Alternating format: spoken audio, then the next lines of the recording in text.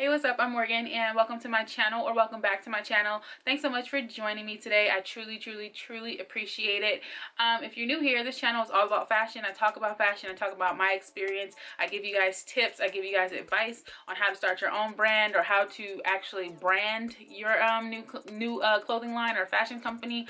I talk about all those things, as well as trying to talk about just my own experiences. I am a fashion designer and I have my own swimwear brand called Mayhem Swim. I'll link it below, and I'm also about to introduce for the first time Mayhem Reshop. You can't really see the clothing rack, but it's vintage items, it's streetwear stuff, it's grails, it's things like that. Now what's odd is I've always been a thrifter. I love thrifting. I love actually going to the thrift store and finding pieces that are very rare or something that I can customize and make look cool. I've always been that girl. I'm pretty sure I'm always going to be that girl. But when it comes to fashion, like I said, it's very personal. Fashion is a very personal thing. Like, it's your choice. It's like what you put on is going to define your attitude for the day. So I feel like a lot of people have style, they just haven't quite figured it out yet. And a part of this video is how you can start your fashion brand immediately, like right now, because I feel like the misconception when it comes to starting anything, whether it's a fashion brand or a fashion brand, or like an eyelash company or anything like that, I feel like the biggest misconception is you need a lot of money to actually do things, when in reality that is not true. You don't need a lot of upfront money. You just have to get really creative. So I'm going to talk to you guys about just like my background and how I got into this. If you watch this video here or here, I don't know where it's linked, but if you watch that video, I talk about how I started my swimwear company with only $500. It's a really cool video to watch, so make sure you do that. And if you go into my description box below, you will see a bunch of videos that I already have posted here on YouTube that'll give you a little bit more insight into fashion branding and things like that. So check out that playlist. Okay, now let's get into this video. I've already stated that I'm a swimwear designer. I stated that I'm introducing a reshop, and basically how I grew into fashion and just becoming really just like a fashion enthusiast is when I want to say I was about 6 or 7 years old, when I was dressing myself. I love to play dress up, and I've always had people around me that I could kind of look at and be like, oh, that's pretty cool, that's awesome, you know, like, dang, they look good in that. Even though I was young and I really had a bunch of older people around me, I still pulled inspiration from that. At the time, I had no idea that it was like fashion that I was drawn to. I just thought it was like, let's just play dress up like most kids do. Let me cut this off. Like most kids do. So you play in your parents' clothes. I played in my grandmother's clothes because I thought back in the day when she was getting dressed for work, it was the flyest thing ever. Like, she had blazers, cute skirts and pumps, you know. I thought that was the flyest thing ever. And then my mom, on the other hand, was really sporty. Like, my mom would wear what we are wearing today. Like, today's trends are what my mom was wearing, like the biker shorts, the onesie type pieces, the socks with the filas, and like, she was like that. So I had the best of both worlds. I had like the whole professional, and then I had my mom super sporty, you know, just popping all the time. So I had a lot of inspiration to look forward to. So that's when I kind of got into it. Also, my grandmother had a sewing machine that she used to keep in the corner in her breakfast nook. I've never actually seen her use the sewing machine. However, my mom told me she would sew all the time. I've just never personally seen her use it. And then when I was, again, around 7 or 8 years old, she let me have the sewing machine. I was always in there like, can I use it, you know? So I started sewing fairly early on in my life. I didn't get serious about sewing until I was about 10, 11, when I realized that I could rip apart my clothes and not get in trouble. My mom didn't care. I have a really cool mom. She just was like, do whatever you want, it's your clothes, you know? So I started ripping apart my own clothing, like at the stitch lines, like here at the shoulder seams, the wrist, and things like that. And I started taking things apart just so I can figure out how to put them back together, like which stitch was underneath here, or what stitch, is it a different stitch underneath the collar? So I just start taking things apart. I just feel like that's the best way to learn how to sew if you don't want to go to school or anything. The best way is to just start taking your clothes apart, literally just tearing them apart. The stuff that you really don't want anymore, just tear it apart and try to put it back together. Whether that's hand stitching, with just like a needle and thread, or an actual sewing machine. Now I had a sewing machine. It was a very old, like I think it was the Brothers brand sewing machine. It was very old. It was dusty. I had no idea what I was doing, but I am a self-taught type person. Like I will teach myself anything, you know, before I ask anybody questions. And that's exactly what I did. I had my grandmother's sewing machine. I just started taking things apart and just figuring out how little things go, because back then the internet was non-existent. Okay, it was like, you're not about to do this on a dial-up. Okay, it's just not gonna work. So I had to figure out things just from working directly with my hands. And once I figured it out, obviously I made a lot of mistakes, like breaking needles left and right, but I figured it out. I figured out how to do things. I also figured out how to hand sew. So I am self-taught when it comes to sewing. I am self-taught when it comes to pattern making and things like that. And now let's fast forward until when I was 19, when I went away to school. I actually went to school for fashion design. I went to the Art Institute of San Francisco, and I went away to school and I went for fashion design. That was a huge mistake, to be honest, on my part. I went to school for fashion because I'm like, I just need to be around people that are into the same thing as me. Now, that's another key fact about my childhood. I'm pretty much the only one that was into fashion. I didn't see a lot of people around me that would experiment with fashion in the way that I did or how I wanted to. When I was growing up, everybody was into the latest and greatest, kind of how it is now, except for now it's a little bit different because we're adults, you know? But as a kid, everybody was into Jordans and things like that. Now, I'm not gonna lie, my mom did get me everything without fail. Like, I had everything that I ever wanted. I didn't go without. And I pretty much believe that's because I have older brothers, so it's kind of like one of those things where it's like, well, kind of have to get her that too. So I had things like that, but I also had pieces that were not considered cool or whatever, but I didn't care because I liked it and it made me feel good knowing that nobody else had it. So that's just a little insert of how childhood was for me. But back to fashion school. I went to fashion school, and like I said, I feel like it was a mistake going for fashion design. I should have went to school for fashion merchandising instead of design, because I already knew the design part. I felt like I was kind of doing this repetitive thing like over and over and over again. I felt like I was just stuck. And when I was in school, I actually stopped liking the process of creating, because I felt like what I was learning in school was the things that I had already self-taught myself throughout my entire childhood. Like, I had already learned how to do these things. So it was kind of like, why am I doing this again? What is this? Why am I here? And so I end up dropping out of fashion design school fairly close to my last 2 quarters of school. I literally only had like 2 quarters left. I don't know, whatever.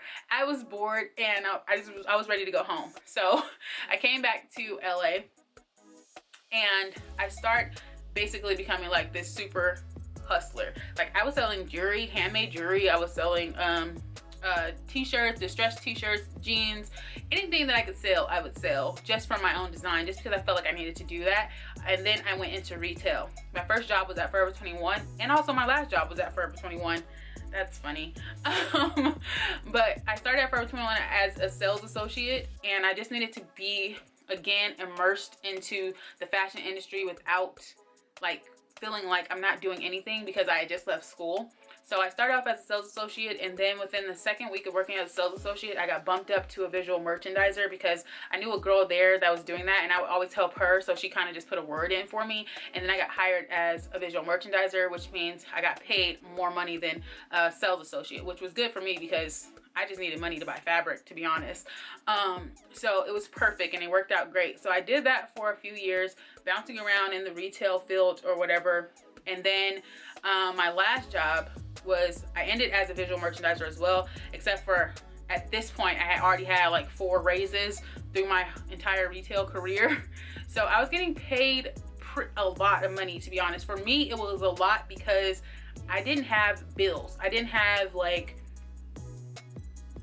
adult-ish bills. I had a phone bill and I paid rent, but even after paying my phone bill and rent and like basic internet stuff, I still had a lot of money left over. So I was technically like balling, you know, but I was literally drowning. I felt like I was drowning. Like I didn't like it anymore. It was not fun for me to work in retail. And the only reason why it wasn't fun for me was because there was always a conflict of interest when it comes to visuals and management.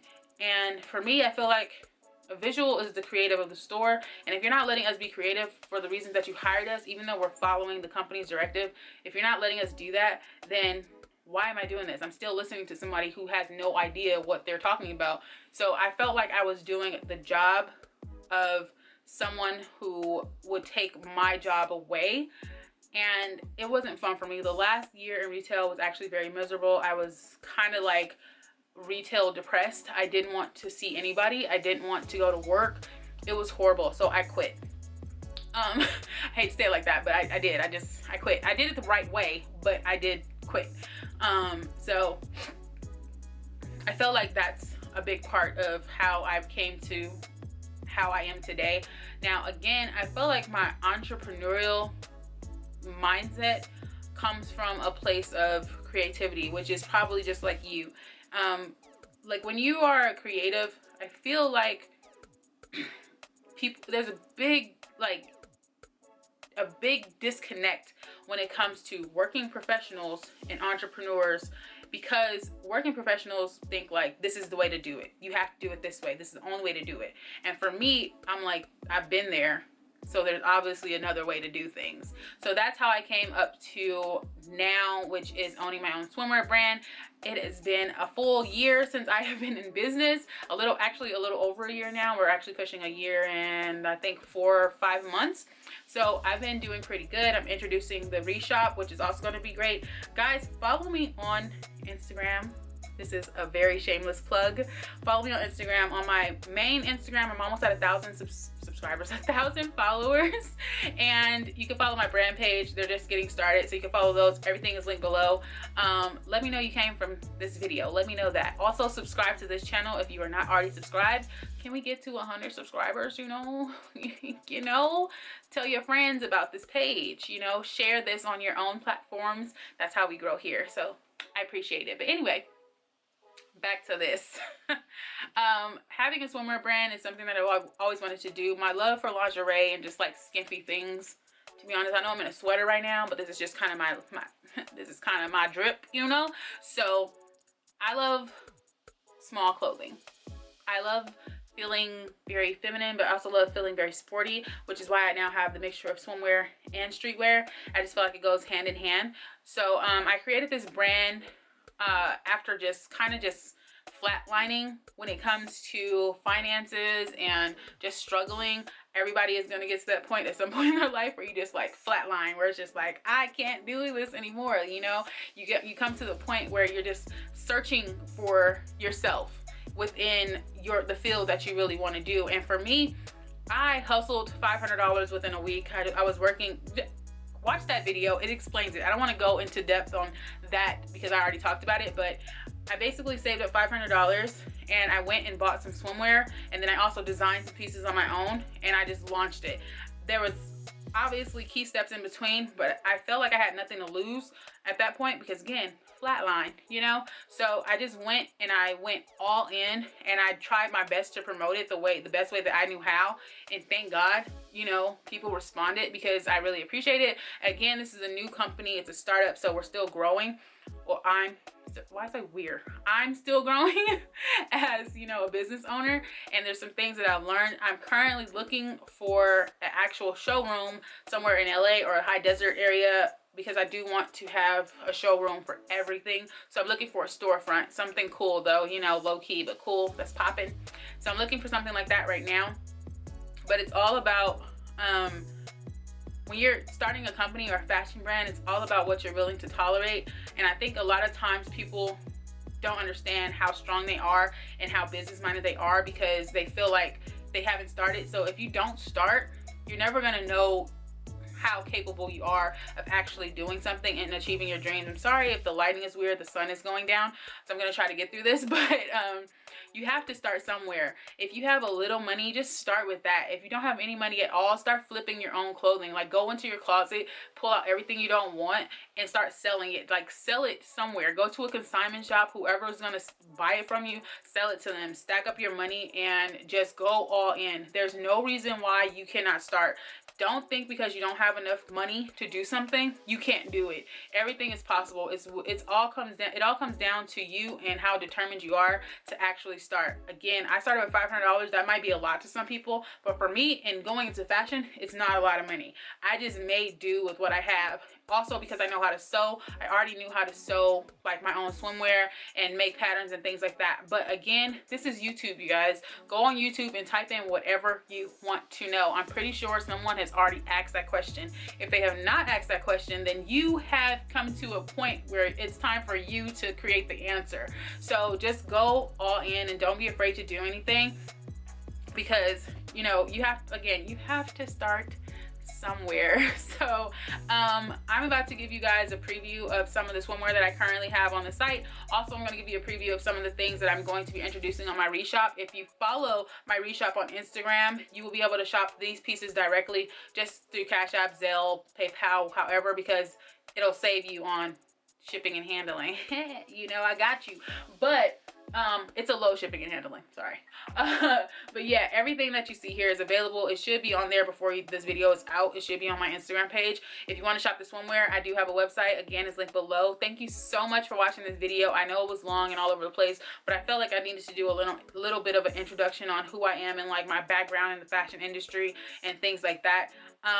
I also failed to mention that I did work in fashion PR. I've worked at behind the scenes on runway shows and different things like that. I worked with publications and magazines and all that stuff. So I have the ins and out, and I picked up a lot of knowledge along the way. So I'm glad that you're here. If you like what you're seeing, make sure you hit that subscribe button, smash that subscribe button, do whatever it is that you do to subscribe, and like this video by giving it a thumbs up. Share this video with your friends, your family, you know. Let's get that watch time up, you feel me? Let's get these followers up, okay? So I'll see you guys in my next video, and make sure you guys go down below, like I said, and follow me on my social medias and let me know you came from YouTube.